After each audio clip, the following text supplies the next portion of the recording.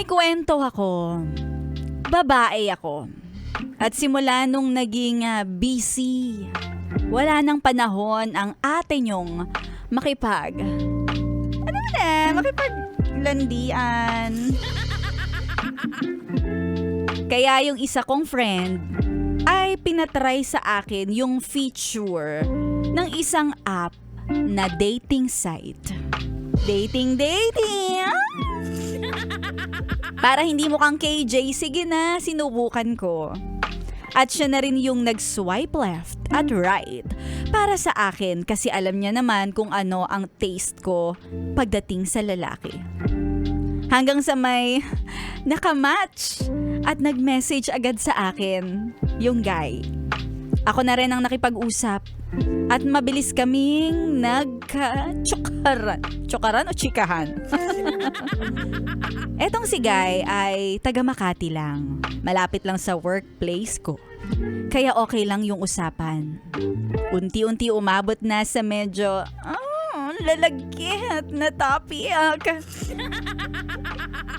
Open-minded naman ako. Medyo mature na rin. Kaya hindi ako nag-atubili sumagot sa mga banat niya. Banatan mo lang ako, kuya.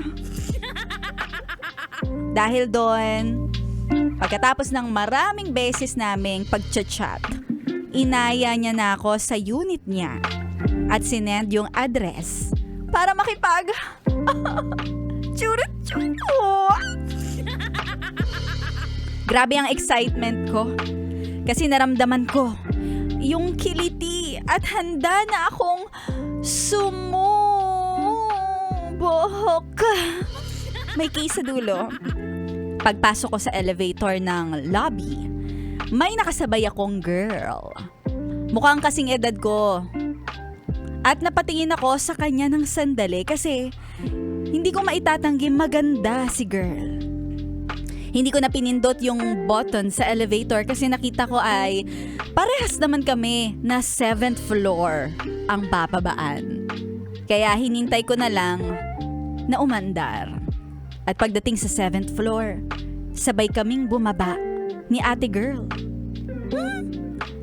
Ka-room ko pa. Pinauna ko siya para hindi halatang hinahanap ko yung room ng kajurut-churut ko. Kaya para hindi mahalata na hindi ako taga ron, hindi ako nagmamadali. Madali lang naman sundan ang room numbers kasi sunod-sunod sila. Pero medyo ikinagulat ko nang tumigil siya sa harap ng isang pinto. At pareho kami ng room na papasukan. Biglang nagpanik ako at tiningnan ang phone niya ng patagilid. Syempre nakakahiya naman, hindi mo cellphone, tinitingnan mo, di ba? Nakita ko na may i-chat siya at yung guy na kausap niya ay guy din na kausap ko. Hindi ako makapaniwala kaya tinanong ko siya kung kilala niya ba yung guy. At pinakita ko yung profile at ang usapan namin. Nagulat rin siya kasi inaya rin pala siya ni guy at akala niya sila lang ang magchuchurut-churut. At nagkagulatan kami na, "Hoy, ba't dalawa tayong nandito?" Doon lang namin na-realize na balak pala kaming pagsabayin ni Guy nang hindi namin alam. Ang bobo lang niya sa part na halos sabay niya kaming inimbitahan. Kahit na tempted ako at uhaw ng uhaw sa churut-churut. Well, hindi ko bet na tatlo kami. Aww. Gusto ko kasi kung kay Maria lang. Taray. Kaya inaya ko si girl na huwag na tayong tumuloy at i-ghost na lang natin si Guy. Pumayag naman siya kasi ayaw na rin niyang maging third wheel. Paglabas namin ng building, nagbigayan kami ng socials ni girl at naging mag-friends.